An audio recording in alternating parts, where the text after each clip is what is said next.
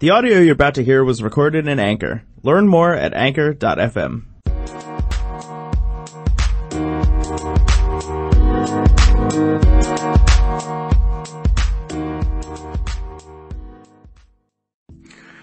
Hey y'all, it's me, your favorite ball bag, Ed Carbajal, mixed martial arts analyst at frontproofmedia.com. You can follow me on Twitter at Carbazal and at theblogboardjungle.com, and you can read I do a column on Tuesdays over at SureDog.com. Now, real quick, I'm going to keep this short because I have an interview I want you guys to listen to. Up and coming young MMA prospect. He's 3-0 professionally. He's making his debut December 16th. At VFC 59. So if you have UFC Fight Pass, that's Victory Fighting Championships. I highly encourage you to get into it if you have the service and you haven't watched that promotion.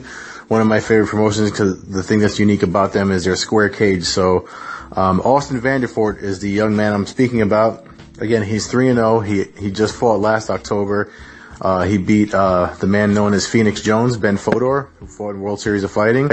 So he holds his last fight was literally the middle of October. He's fighting again this December. He stays really active. He trains out of Oregon with some notable fighters. So again, I have the interview already queued up for you to listen to. Check it out and let me know what you think.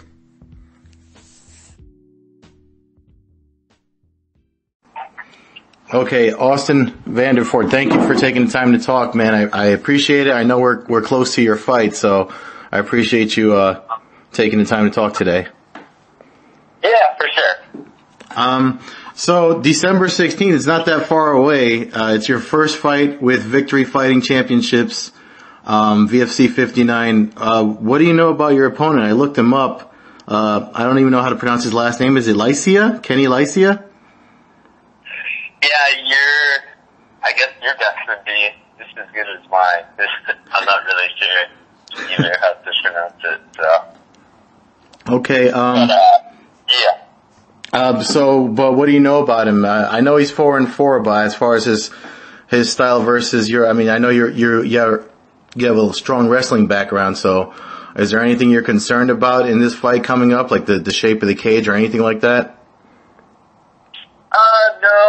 No concerns, and yeah, I haven't really seen too much. I just kind of know, like you said, what his record is, and then I kind of let my coaches handle styles and all that stuff. So I don't think he's particularly phenomenal at anything, but he just looks like a well-rounded fighter. So yeah, so I'll just go out and just do my job and take care of business, and if I stick to what I'm best at, then everything should be good for me.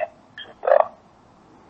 Yeah, I mean, I watched a couple of your fights. You actually fought not that long ago, October, right?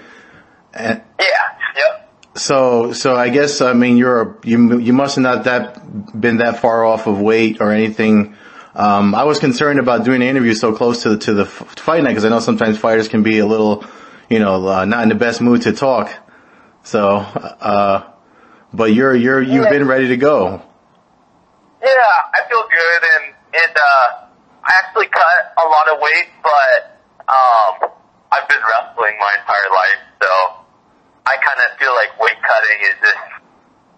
If I'm not really cutting weight, then I don't really feel like I'm getting ready for competition. So I kind of like cutting weight a little bit in a sense, just because it takes my mind off of the fight for a while, and then I'm focused on that, and yeah. So I mean, I got a lot of weight to lose still, but I feel good. I feel super good. So yeah, I mean, you actually sound better than I thought you would. Usually, this close to when the fight is, a lot of fighters are just frustrated, or you're like, you don't sound out of breath or anything. Yeah, well, I'm not really a mentally weak little bitch, so yeah. No, I got good mental strength, so. Yeah, plus you're with a good camp. I mean, you're in Oregon. I know you're originally from Alaska, so I feel like that already makes you tough just growing up in Alaska. But yeah, exactly. I got the Alaska toughness in me, so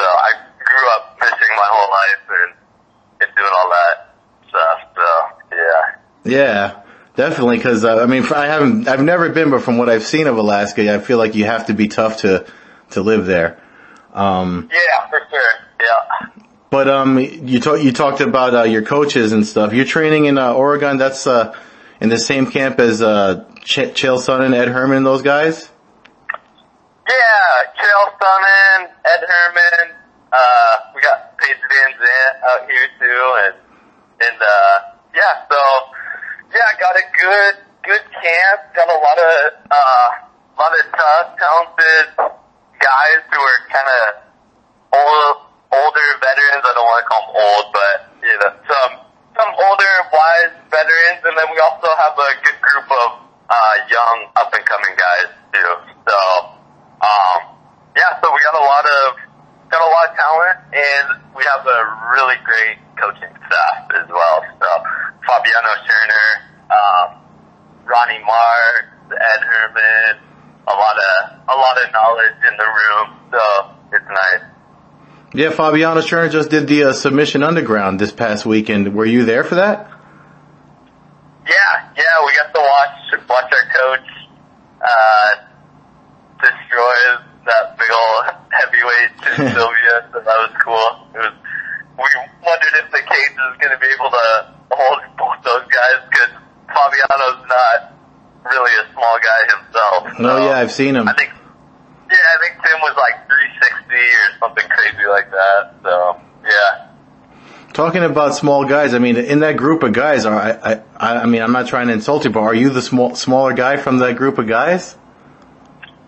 Yeah, all those guys fight at a little bit heavier of a weight class, but you know, like we talked about, being from Alaska, I'm from a really small little village there, and I never really had any training partners where I was at. A lot of times I was the only guy on the team, so I'm used to training with everyone at all sizes, and so I don't really think of that as a disadvantage either. I think you can kind of find positives in training with, you know, big guys, small guys. Yeah. And you just work all different stuff. So, but as far as size goes, I'm a little bit smaller than those guys. I feel like I'm pretty big for a welterweight. So, you know, I don't really have that much of a disadvantage, but yeah. No, yeah, it's got to be an advantage, because I mean, if you're fighting at 170 and these guys are like 200, like Chael, I know Chael's a big dude and Fabiano's a big dude, and if you're rolling around with them, those got to make for tough rolls in the training room, but it's got to help you on fight night. I mean, especially with the pressure you put on already as a wrestler. Yeah, exactly. You want to get all your hard work in the practice room and in the mat room, and that goes back to wrestling in college. You know, you want your toughest goes to be in the mat room, so then when you're going out to compete, you know, it feels easier, and you just kind of flow through things. So yeah, I'm super fortunate. I've got a really great team, a great camp, and get to pick the brains of some of the greats in the sport. So I feel really lucky. Yeah, especially for the business side of things, I think the fact that you have somebody mentoring you like Chael Sonnen's got to help a lot as far as planning ahead and things like that for your future and making MMA as a career. Yeah, exactly. Chael is the guy that just knows what he's doing. He knows how to sell himself, and he's the guy can like talk his way out of anything, convince you to buy anything or do, you know, all this stuff. So Chael's a really great mentor, and I get to train with him every day, and so it definitely does help a lot. So talk about fighting for Victory. I mean, this is your debut fight with Victory Fighting Championships, and they have that unique cage, which the square cage. I feel like that'll favor your style of fighting, especially with the pressure you can put on. But was there anything as far as like talks as how many fights with the promotion you're going to do, or is it just the one? Because I know you've been kind of all over fighting professionally. Are you going to do a few fights there and then because Ryan Stoddard's really big on promoting the fighters to move up, in their careers. Yeah. As far as the cage, I think it's cool. I think it's fun and interesting, and I'm used to sparring in boxing rings and all over the place, so I don't really pay too much attention to that. Like you said, I think if anything, it'll be more of an advantage for me. And then as far as my contract, I signed a 4-fight contract with Victory, so I'll be with them for the next few fights. And the goal is to make it to the UFC and try to be the best in the world at my weight. And so we'll just keep working, and Ryan has been awesome, super great with working with me and getting me set up. So I really appreciate Victory and Ryan and all that. I think it's a really awesome promotion, and they've helped out a lot of guys. So it's a really fortunate place for me to be in right now. Yeah, definitely, especially with them on Fight Pass, and you just said the UFC is your target for where you'd like to go. I don't know if because you also obviously Chael's at Bellator, and one of your other teammates just fought there for the first time too last weekend, Chris Williams, right? Yeah. Yeah, so I mean, you obviously have. They say it's who you know when you're trying to move up professionally in anything. So you obviously have friends in a lot of places. So your options. Yeah. I mean, you're young enough, and your options look bright. Yeah, well, thank you. Yeah, and Bellator is a great promotion as well. But but I kind of, since I was a kid watching the UFC, that's where I've always envisioned myself and where I've always wanted to be. So that's my goal right now, and that's where I'm shooting for. So. Yeah, and the welterweight division there is a tough one. So far so good for you. I mean, undefeated, and already you're probably going to be on the UFC's radar once you fight on the 16th. When do you make your way out there to where the fight? It's in Omaha, right? Yeah. So we fly out Wednesday morning. So we get there Wednesday. So I'll fly out with my corners. Cool. So I mean, you said you let your coaches and stuff worry about your opponent. You don't. Is that a habit of yours? You don't